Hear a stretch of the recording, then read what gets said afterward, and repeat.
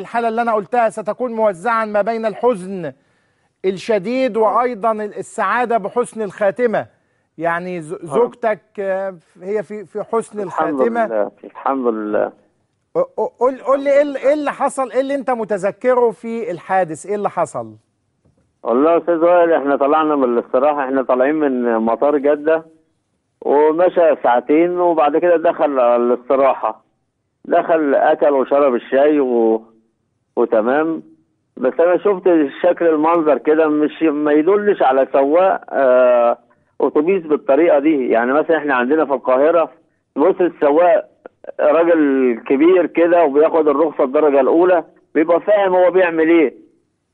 لكن ده شاب صغير كده، انا حسيته كده اللي هو يعني ما يصحش اللي هو يسوق اتوبيس.